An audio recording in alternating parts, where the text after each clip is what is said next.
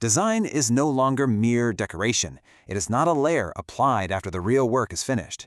That era is over. The interfaces surrounding modern life, our phones, our cities, our algorithms, borders, and archives, are weaponized architectures of perception. They aren't passive tools. They are the mechanisms dictating exactly what humanity notices, what we ignore, and ultimately what we believe to be real. Make no mistake, design shapes epistemology. Consider this a briefing on the systemic fracturing of human cognitive sovereignty. We are examining 5 distinct areas: the collapse of seamless design, AI and cognitive atrophy, the necessity of friction, design as political intervention, and finally, architecture as truth infrastructure. Part 1. The collapse of seamless design. For decades, the dominant ideology of digital and environmental design worshipped seamlessness. But the myth of neutral design is collapsing. This relentless optimization for frictionless interaction has fundamentally fractured modern human consciousness. Understand this: every interface distributes power. Every architecture privileges specific groups while actively excluding others. Every platform encodes ideology. There is simply no neutral state. When we arrange pixels, construct buildings, or code algorithms, we dictate the exact parameters of human agency. The mechanics of this manipulation are scientifically precise. Visual hierarchy, contrast, and negative space are not deployed for aesthetics. They are deployed to artificially lower cognitive load. By exploiting natural scanning behaviors, like the F pattern, and utilizing white space to isolate variables, designers force the human brain into System 1 processing. This is a passive, heuristic state. It bypasses analytical thought entirely to induce a state of pure automaticity.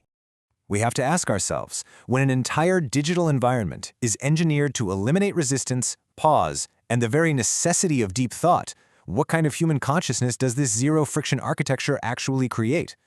The result is existential fragmentation and a burnout society. Removing external friction doesn't create freedom. It simply displaces exhaustion inward.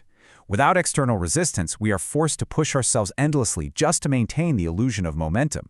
Attention fragments, memory weakens, intentionality is entirely eroded. Part 2. AI and cognitive atrophy. Generative artificial intelligence is not merely a tool for efficiency. It is the greatest rupture to human reflection since the Industrial Revolution. We are witnessing the real-time acceleration of epistemic atrophy, the systemic loss of our tolerance for ambiguity, inquiry, and sustained thought. When machines produce polished, instantaneous answers before we are permitted to struggle with uncertainty, our cognitive capacity to engage in prolonged investigation physically degrades. This is a rigid, undeniable law of modern psychology. The contrast here is brutal. True human reflection requires reflection in action. It requires simultaneous cognitive struggle and dialectic reasoning with the materials right in front of you. Generative AI short-circuits this entirely. It replaces the effortful process of knowledge-making with cognitive offloading, the passive acceptance of predictive machine infrastructure. Part 3. The necessity of friction. This situation demands an immediate countermeasure. We must structurally mandate friction through epistemic patience. This is the intellectual virtue of tolerating systemic complexity and ambiguity without rushing to premature closure. It's not an optional personality trait. It is an absolute structural necessity for civilizational survival. Because if we cannot endure uncertainty, we cannot govern ourselves. Friction is not always failure. Sometimes friction is ethics. It is an undeniable empirical fact that introducing pauses, forcing users to evaluate evidence, and deliberately slowing interaction speeds are our last remaining defenses against total cognitive capture. We must abandon the failing paradigm of seamless illusion. In its place, we mandate the adoption of seamful design. Seamful systems refuse to hide their machinery. They transparently expose their operational complexity, their built-in biases, and their infrastructural boundaries. This intentional friction halts automaticity. It forcibly activates deliberative analytical reasoning. To build these systems, we implement the upgraded 5 Whys protocol. Step 1. Abandon surface empathy, which only soothes localized pain points. Step 2. Deploy deep sociological curiosity.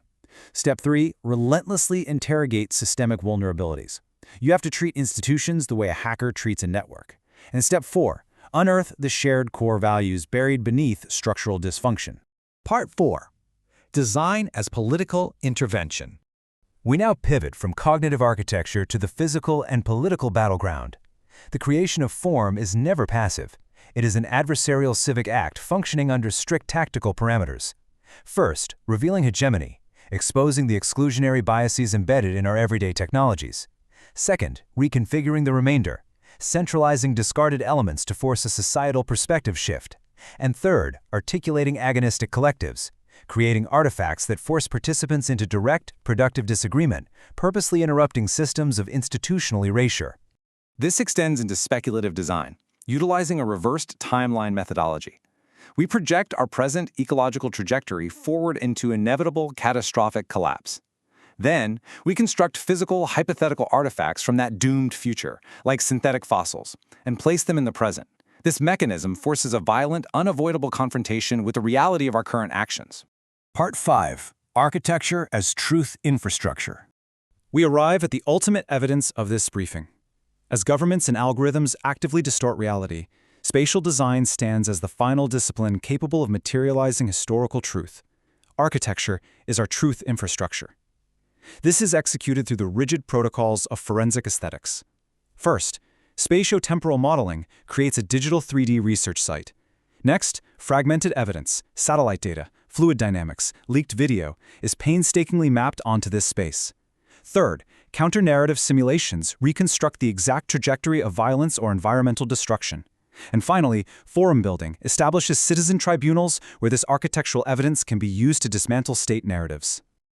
Architecture is reconceptualized from a representative practice into a material witness. We have seen the definitive end of the era of the human witness. We have now entered the decade of evidence, where ruins, digital models, and built environments serve as objective, immutable legal testimony against systemic atrocities. This briefing concludes with an ultimatum. The central crisis of this century isn't technological insufficiency, it's existential fragmentation. As digital interfaces dictate human cognition and physical systems manipulate historical memory, we face an absolute binary. We will either allow our perception to be automated into submission, or we will seize the architecture of cognition. The question is no longer how to make the world function more efficiently. The question is whether we will participate in deciding if the world becomes more human at all.